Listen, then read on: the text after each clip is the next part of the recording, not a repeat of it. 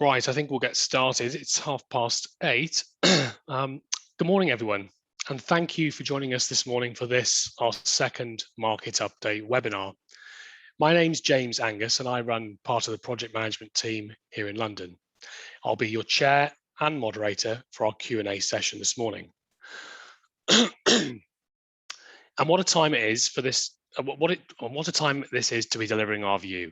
In any ordinary quarter, we might expect one or perhaps two significant events to be impacting construction pricing. This quarter, however, we have a whole range of issues to consider. We have a UK economy that has returned to growth far more quickly than consensus views, including those from the Bank of England, had forecast in February and March this year. It's also easy to forget that the UK economy was in hard lockdown as recently as April this year. But the pandemic is not over. Formal restrictions may be coming to an end, but case numbers continue to rise. How will this impact our key markets? We also have an improving global macroeconomic picture. The world's two biggest economies, USA and China, are growing rapidly. It's acknowledged that this is impacting commodity prices, but how is this affecting construction material pricing here in the UK? We have a fading Brexit effect. So the withdrawal agreement may be signed, but how are border controls continuing to impact the availability of manufactured goods from the Eurozone? And what about labour? Is the pool of available labour shrinking as it returns to the Eurozone? Finally, we have conflicting economic data. The PMI data for construction has been in positive territory for 4 consecutive months. But the latest GDP figures for April and May, again for construction, have seen our sector contracting. So, what to make of all this? Well, fortunately, we're joined this morning by an expert panel drawn from across our cost management business here in London. All of the panels are partners working primarily in commercial offices, residential, mixed-use development, and commercial occupier fit-out. Rachel Collins will look at the macroeconomic picture and what this means for our sector and key markets. Will Galley, Kerry, Gibbs, and Rob Webber will consider the impact of these macroeconomic factors on trade package pricing. And Gavin Murgatroyd, our TPI expert, will of course consider all of this data and what it means for tender price inflation for the remainder of this year and beyond. Now, it's fair to say we have had several lively debates amongst our panelists as we arrive at a consensus view, and we're very eager to share these with you, but we're also eager to get your questions. So if I can encourage you to submit any questions using the Q&A icon, I'll endeavour to pitch as many of these as I can to our panel. Those we don't get to, we will provide a written response to, along with a copy of the slides that we present today. So we're going to begin with Rachel taking us through the macroeconomic outlook. Thanks, James, and good morning, everyone.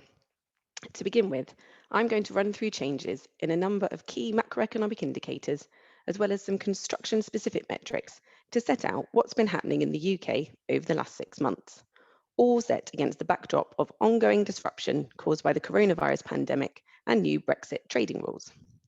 So, starting with GDP. As we anticipated at our last market update webinar in February, the third UK COVID lockdown pushed back the anticipated economic recovery from the first to second quarter of this year. The GDP growth seen in the third and fourth quarters of last year was tempered by a decline of 1.6% between January and March. However, economic momentum gathered in March as lockdown restrictions began to ease, and forecasts suggest a bounce back in GDP for the second quarter of this year of over 5%.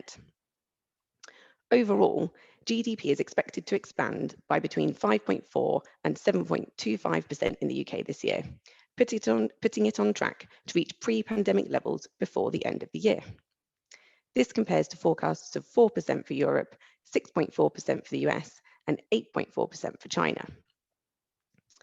GDP from construction increased by 2.7% in the fourth quarter of last year, showing a continuation of the recovery seen in quarter three. However, It remains some 5.9% lower than it was at the turn of 2020, and as James has already mentioned, has seen further small reductions month on month in April and May of this year. Turning now to inflation.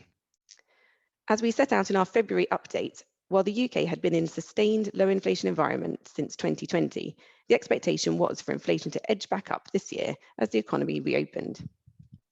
The CPI has hit a two-year high of 2.1% in the year to May 2021, exceeding the Bank of England's target of 2%, all as the recovery gathers pace and monetary policy remains accommodating.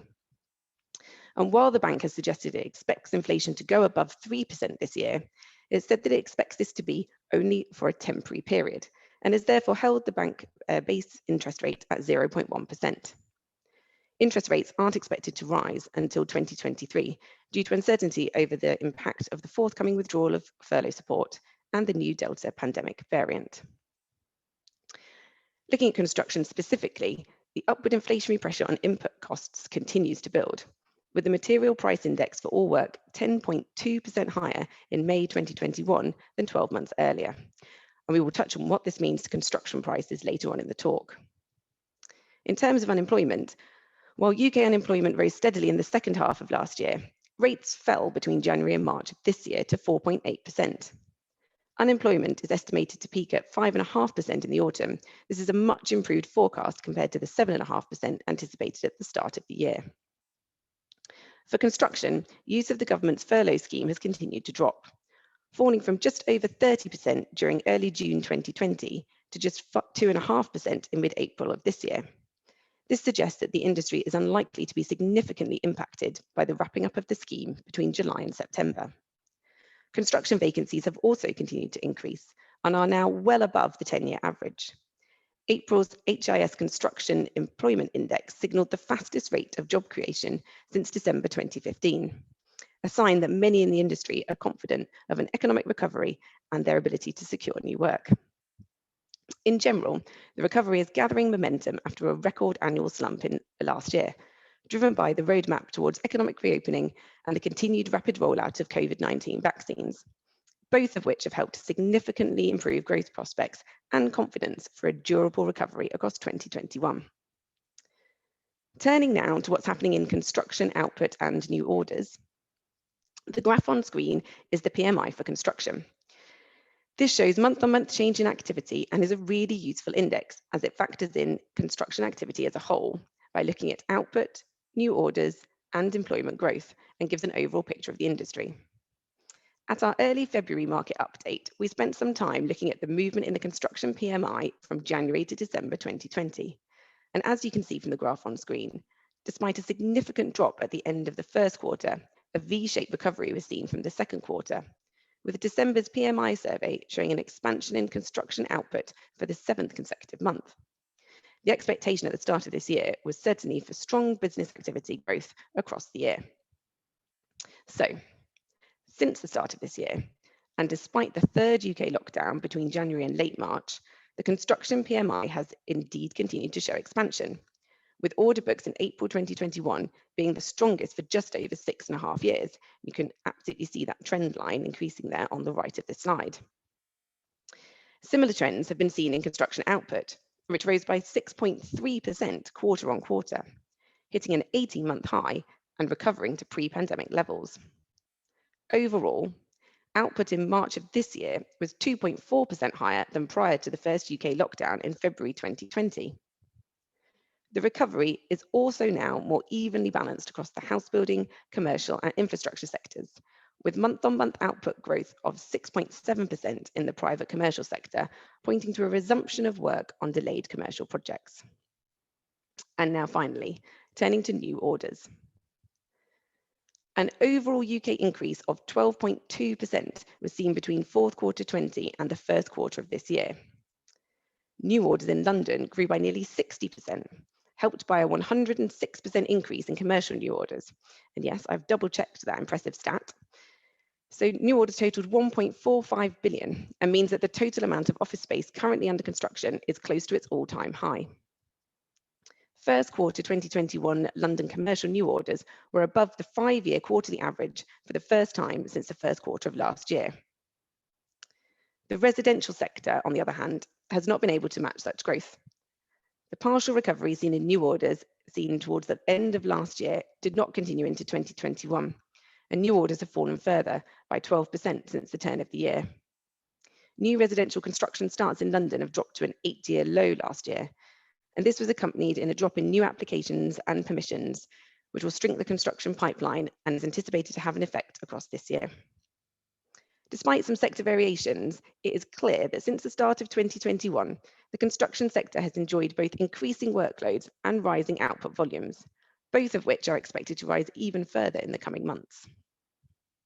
However, despite the strong performance of the industry in recent months, the impact of coronavirus on construction in the second quarter of last year was so significant that it is still taking time to fully recover. All work output fell by 14% last year, and while the CPA forecasts 12.9% annual growth for this year, it will be 2022 before the industry recovers the output lost last year and returns to its 2019 levels. So, James, that's a spin around the current macro and construction market. I'll hand back to you. Thanks, Rachel. So clearly a sector that is expanding and recovering from the lows of last year, but I guess a couple of takeaways there. One, we're still not back to pre-pandemic levels of output. The other surprising statistic that you ran through there is the number of new starts in the commercial office sector, which certainly surprised me when we unearthed that. Okay, thank you. We're going to move on now to Rob, Kerry and Will. And Will, I think you're going to lead us off. Thank you, James, and good morning, everyone. So, headlines. We've all seen headlines like this over the last 3 to 6 months, haven't we? They're outlining notable shifts in material costs. There are 3 key issues here for me. One, is it all true? Well, of course, these headlines are somewhat over-regged, aren't they? Because they're headlines in the press. But unfortunately, there is a degree of truth to them, yes. Secondly, what's the source of the material cost increases? Well, that's threefold for me. We've got a reduced global supply due to COVID impacting manufacturing. We've got increased global competition for that reduced supply. And then you've got COVID-related transport issues. So container ships in the wrong place, containers in the wrong place, and then the captain of the Evergreen goes and exacerbates a problem by shunting his boat into the side of the Suez Canal. Finally, are these material prices here to last? Our view is that we don't think they are here for the long term. We think there's a spike and there's a bottleneck in the market, which we'll come on to in the TPI later. So on to materials then. So what we're looking at today, last time we looked at a trade-specific review, but today we're going to focus on materials, labour and on-costs. I'm going to take you through materials, Kerry's going to pick up on labour, and Rob will pick up on on-costs and some takeaways at the end. So steelwork. Steelwork is up circa 40% year on year. There's daily volatility in the marketplace with contractors struggling to place orders in some instances and holding orders for 24 to 48 hours. There's contractors are then seeking to mitigate this risk by early orders, advance payments. This is all materially impacting their cash flow. The view in the market is that there's profiteering around this hike and that it's not a true hike in many instances. So timber, we've got a material price increase of circa 20 to 30%, and this really depends whether it's sawn softwood or sheet board. There's lots of early ordering that's exacerbated the problem, but in reality, prices today are similar and in line with what they were in 2019. Rebar. Rebar's been another big jumper this year. It's up circa 40%. The view in the market is that this is unsustainable and the price will drop. M&E components. By our research, we're up 2 to 3% on pricing. This is driven by material price increases in copper, steel and aluminium. In terms of aluminium, that material is up circa 20 to 30%. That's a big jump. Yes, it impacts M&E, but we've just seen that the component price there is 2 to 3% increase. And then in terms of cladding, the other package that it impacts or is a big part of. So aluminium probably equates to about 5 to 10% of the price of the cladding package. So in real terms, it's not a big factor on the bottom line. The source of the aluminium problem is currently driven by European mills being hit by COVID shutdowns and reductions in manufacturing, but the UK supply market has reached out to China to bring in materials. There's a bit of a delay there in bringing them into the country due to the shipping duration required. Finally, in terms of materials, dry lining. So it's up between 2 and 5%.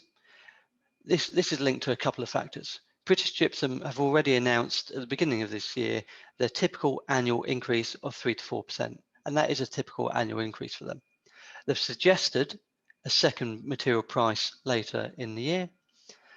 Metal profiles are up 10 to 15%, so this affects your stud sections, your head track, your bottom track. Again, that's due to those material supply prices. Lead-in periods, they've pushed out. So for a board, it takes 4 to 6 weeks to get delivery. And installation is it's between 6 and 10 weeks. However, there are new production facilities coming online. Cineat, for example, are building a new factory out in Bristol to double their capacity. Of course, that's not going to help us in the short term. So, having covered material pricing specifically, there are a few other factors that we need to consider. So, manufacturing. The cost of manufacturing is remaining static. That's a really good thing. Capacity to increase output. There's capacity to increase our manufacturing output. It is, yes, related to the COVID vaccination program, but also as a number of plants. So Hanson, for example, their cement plant in the west of England has suffered some longer term maintenance issues and shutdowns. That's about to come back on stream, and that will help alleviate cost pressures. There are, of course, transport related costs. We've seen an increase, haven't we, due to Brexit and the red tape related around there. You can expect that those costs will at some point get absorbed into the overall pricing of packages, and it won't become an abnormal anymore. Fixed pricing. There's a lot of narrative in the market around difficulties over fixing pricing, and we have all heard, I'm sure, the problems around fixing steelwork prices for 24 or 48 hours. However, we're coming up with sensible strategies for fixing prices for your projects, so do please come and talk to us about it. Lead times, as I said with dry lining, they've pushed out. That is due to the prolongation in manufacturing times. We expect those lead-in pressures to reduce. So that's it for materials. I'm going to hand over to Kerry now. He's going to pick up on labour. Thanks, Will, and good morning, everyone. As you may recall, our webinar in February, we talked about the industry's concerns about a reduced labour pool as a result of Brexit and speculation that labour costs would increase. Well, interestingly enough, despite Will's scary headlines, we aren't seeing this as a major concern with the supply chain as yet. Now, this may be because any wage inflationary rises are from a very low basis point from last year, and the labour market has been concerned about job security. However, there have been some short-term issues on labour supply in the demolition and groundwork sectors, which is being driven by projects such as Hinkley Point and HS2. Now, whilst these cause labour shortages, they are short-lived and tend to follow peaks of activity on those particular projects, and then the labour returns to London. That said, there are a few trades, such as cladding, which has seen labour costs rise, and in some cases as much as 30%. Now, we can put this down in the main to the impact of Brexit and skilled European labour choosing not to work in the UK. Well as Brexit, many non-UK operatives have left the country through COVID, and only time will tell if they choose to return to the UK as the restrictions ease. It will be interesting to see if the end of the furlough scheme in the autumn will release more labour into the market. But as Rachel mentioned earlier, the use of this scheme has reduced significantly in the construction industry. So we may see a limited effect on availability of labour. Now, the dynamics of the UK construction labour market are complex, and the full impact of Brexit and the pandemic are still washing through. For me, the things to watch at the end of furlough. Is this a red herring? Will it, won't it release more labour into the market? What about Freedom Day, the aftermath of? Do we see infections rising? Is track and trace going to be an issue? Is this counterbalanced by the vaccine programme? Only time will tell if this will affect our labour market. I'm advising my clients to ready themselves for more pressure on labour pricing next year. Now, Rob will now take you through our thoughts on contractor on costs. Great, thanks, Kerry. That was really well rounded. So yeah, I'm going to talk about contractor on costs, or margins as they're also known, and that's going to round off our discussion around materials, labour and on costs, which are kind of our overall construction cost piece as we see it. So when we talk about contractor margins, we're talking about main contractor prelims and overheads and profit, and also subcontractor prelims and overheads and profit.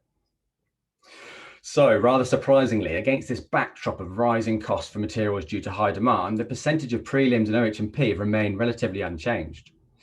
It's important to point out, though, that income will have slightly increased in proportion with the value of measured works going up.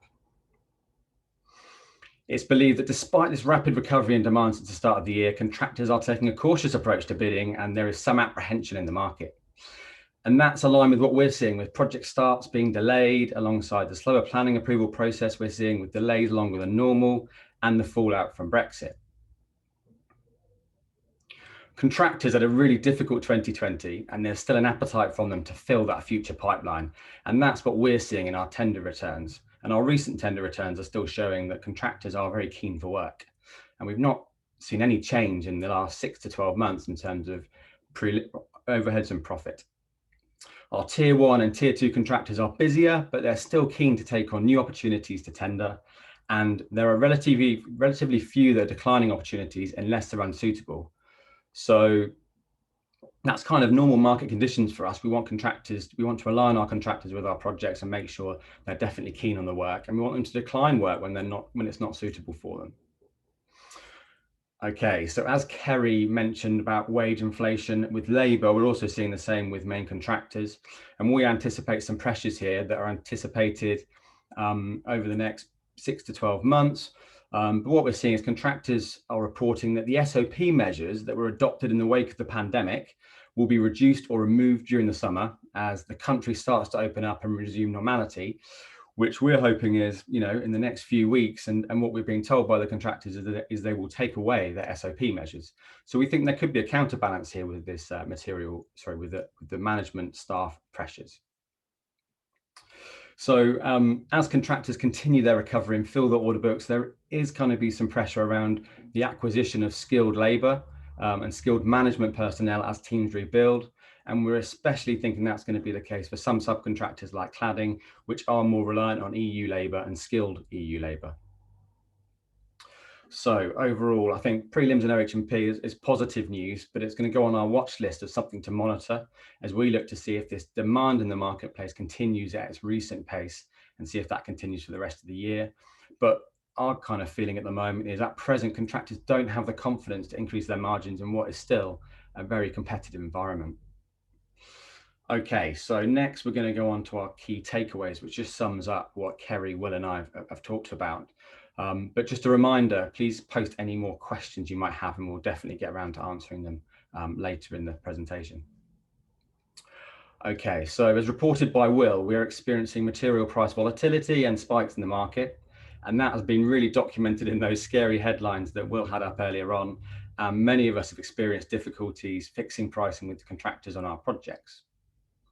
But I think it's really important to be aware that raw materials are only a fraction of what goes into an overall construction cost. And I think that puts those kind of scary headlines into proportion. We have manufacturing, transport, install labour, management, profitability, everything that goes into a construction project cost that sits alongside this raw material issue. And commodities and materials are sensitive to worldwide demand pressures, especially from the US and China. And we think potentially we've got the old lockdown scarcity toilet roll effect for construction products. So an element of panic sets in the market around supply that creates further panic, which puts even more pressure on the supply chain. So what we have seen over, starting to see over the last few weeks is some signs of that easing off, especially around timber. But it's something, as supply starts to meet that demand, and it will at, a point in time, and that capacity re-gears, we think these issues are going to ease. And as Will reported, we anticipate that it will recover and it won't stay at these levels for long. And there are strategies we're exploring to counterbalance these short-term spikes in order to secure fixed pricing and lower pricing levels, which is what we want to see. And that is, delayed/paused tendering on certain packages and shared risk allocations potentially between contractor and employer. So as Kerry said, for labour, we are cautious. We've seen some increased costs, but remember, it's from a low basis point. And that hasn't really impacted on our cost advice that we've been giving in recent months from a labour perspective. There are concerns in our look ahead, though, around supply levels if this demand continues at its current pace. And there are longer term concerns around availability of labour in a post-Brexit Britain. And that's kind of, what we see as a medium to long term issue. So on a positive note, though, surprisingly, with that reported spike in demand for materials that we're seeing, margins have actually remained fairly steady over the past 6 to 12 months. And we can still see some really good opportunities in the market with main contractors and subcontractors who are still eager to fill their pipeline and who have some concerns over that long-term outlook. Okay, and finally, just one thing we've picked up in kind of pulling all of this together was just a bit of a word of caution around the potential for contractor insolvency. So we haven't actually seen anything yet, and it's not widespread or an issue, but something we're going to monitor. Our concern is around those contractors and subcontractors who desperately tried to fill their order books with some low margin work and who saw cash reserves really depleted last year. And we think they could experience difficulties, especially with this unexpected short-term spike in material pricing, which could potentially hit them pretty hard. So hopefully that was a good round off in terms of our trade pricing and what we're seeing in the market. And I think, James, we've got some time for questions now that we've allocated. So please fire away.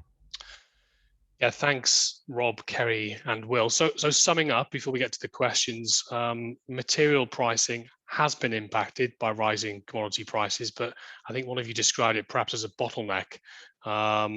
So, looking more optimistically, I think our view is that we would expect to see that ease now as we see supply markets increase access to finished products. And labour, whilst on our watch list, we haven't, I think what we're saying is we haven't seen this mass exodus of skilled labour, certainly, that has been talked about in the wake of Brexit, at least not yet. So questions, thank you all for submitting them. We've got time for 4 or 5 here before we get into the TPI. Will, I'm going to start with you.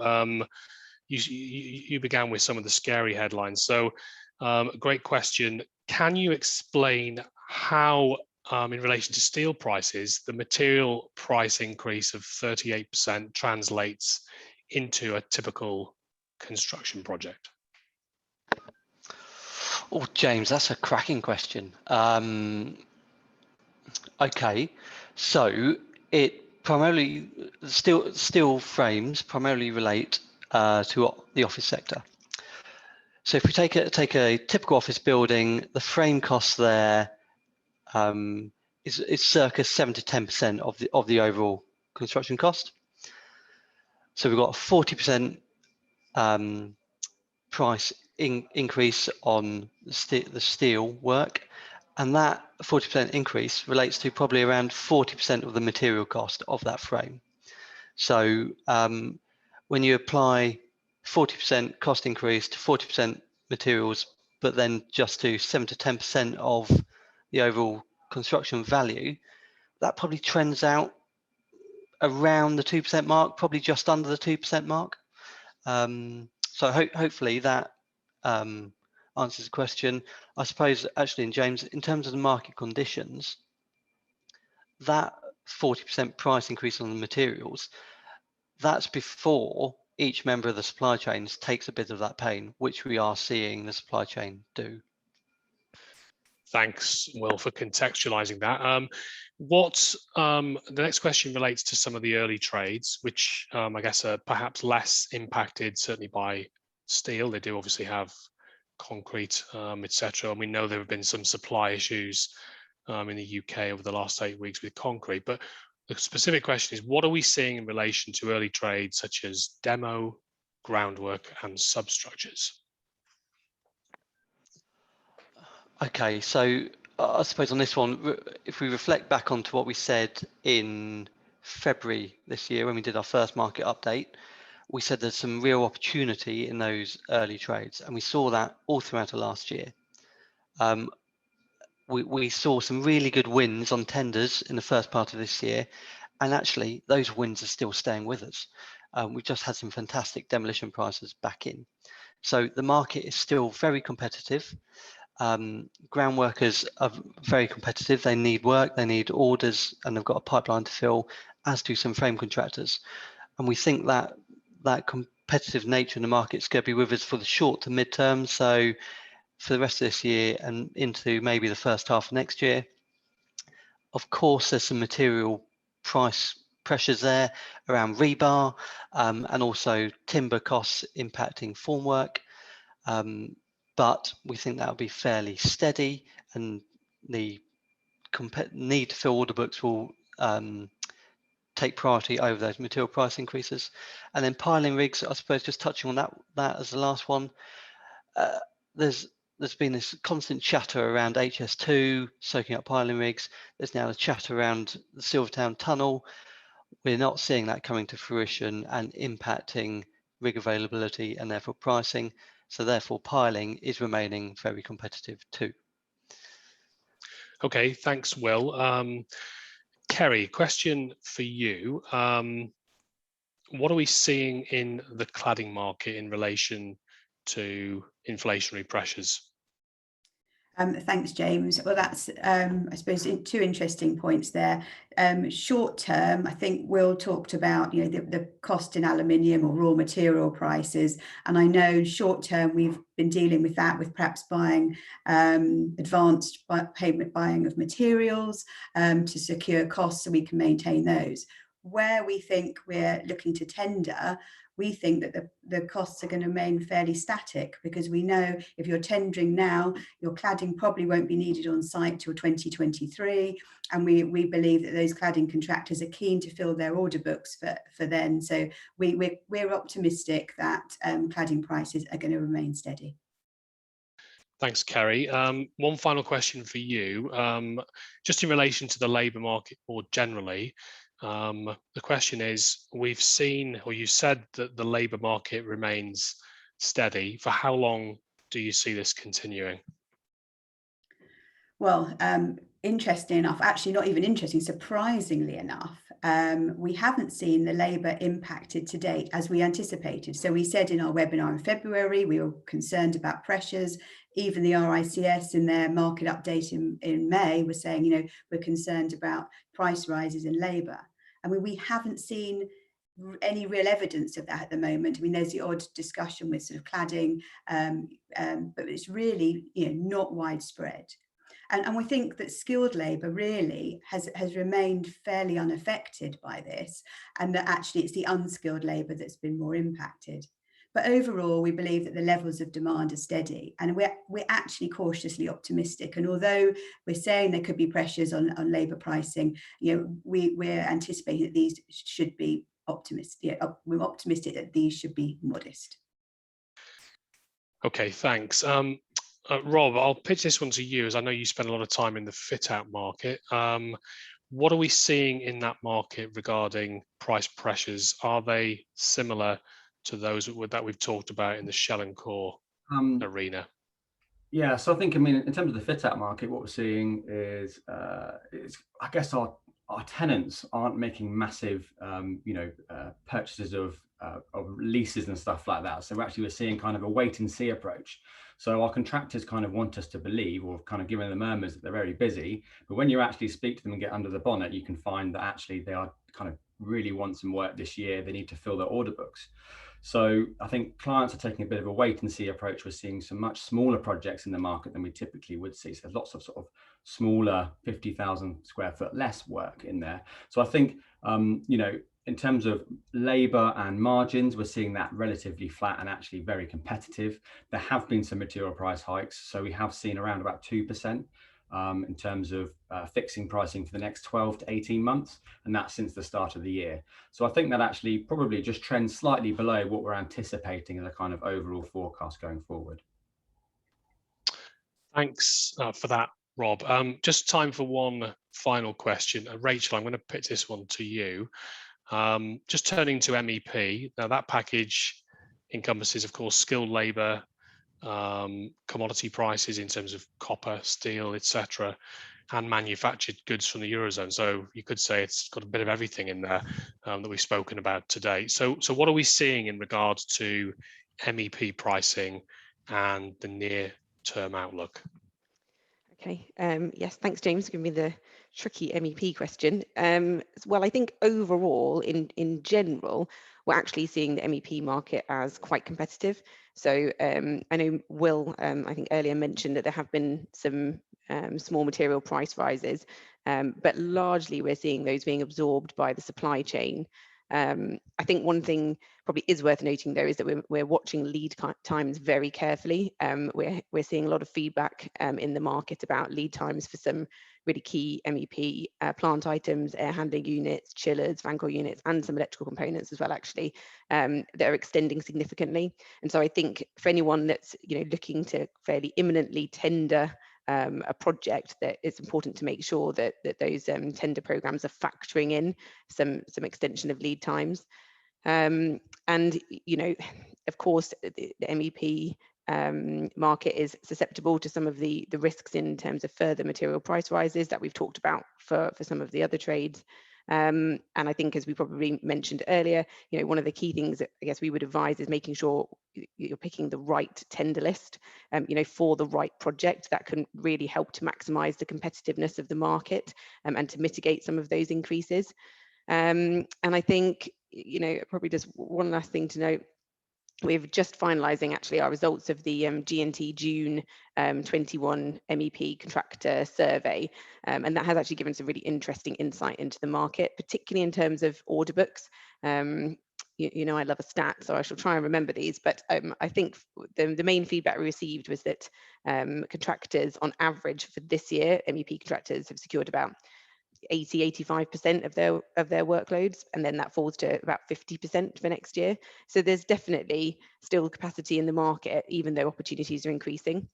So I suppose we would say at this stage, we're kind of expecting MEP tender pricing to move, more in line with the sort of typical general long-term construction market average of, around 2% over the next 12 months, as opposed to anything more significant than that currently.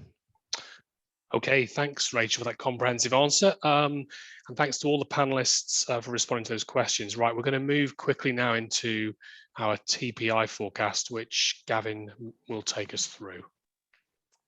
Thank you, James. Morning all, and thank you to the rest of the panel for giving us, as usual, lots of data to think about and to try and to distill down to our forecast. I just thought it was worth a quick look back in where we were in terms of GDP back in our February webinar, and you will see there that yes, we had a great bounce back in terms of overall macroeconomics, but actually a gentle tailing off for 2021, which was giving us a little bit of caution as to what our forecast for tender pricing was going to be in this year. As we look now at the May update from the ONS, you'll see that data was kicking up, the growth continued, and as we know, the economy has recovered pretty well, and he's moving forward in a positive situation. So, as a forecaster, one's trying to look for precedents and look for data all the time, and I thought, given the unprecedented events of what we've just been through last year in terms of a global pandemic, we looked at the last recession, where the global financial crisis of 2009, sorry. It was worth a quick look at the headline figures of CPI, see if there's anything there that's throwing some light on the macroeconomic situation. Unfortunately, it's quite a different situation, that we're in a very, very high inflationary environment when we went into the last recession. And you can see there that the expectation in 2008 was for headline CPI to reduce. By the time that the financial crisis hit in 2011, the government had injected some significant funds into the economy to try and boost growth, and actually the impact of the financial crisis was so bad, and growth was turned off so much, that the expectation was for CPI to reduce, as you can see there on that trend, and keep well below the 2% target. Turning to today, we're in a totally different situation in 2021, whereas when we effectively the economy was put to sleep, the government quickly injected £895 billion worth of cash into the economy, which is over 3 times higher than we saw in the 2009 recession in terms of asset purchases. And so it's a very different inflationary environment, where actually the government's expecting inflation to continue, as we've heard, to be above the 2% target and to be pretty high, as effectively we grow our way out of that economic shock of last year. So that's just one interesting looking for precedents. It boils down to tender pricing, it's supply and demand. So I think just to have a quick look at where we are in terms of output, just to steady ourselves. Oh, sorry, one thing I meant to mention was the interest rates are going to be held at 0.1% with no expectation to rise until 2023. So again, the government expecting us to, also the Bank of England expecting inflation to remain high for the next couple of years. Sorry, moving on. So just having a quick look at output, just to not scare ourselves too much about these issues of supply, pricing, and outstripping demand. I think where we are in terms of overall output, you will see there that the total output that we're seeing in the first quarter is still less than we were pre-pandemic levels. So that gives us a very good indication that actually we have capacity in the market. We've had that before. It's just a constraint of supply which is causing this spike in pricing. So where does that leave us in terms of micro pricing for this year and into our forecasts?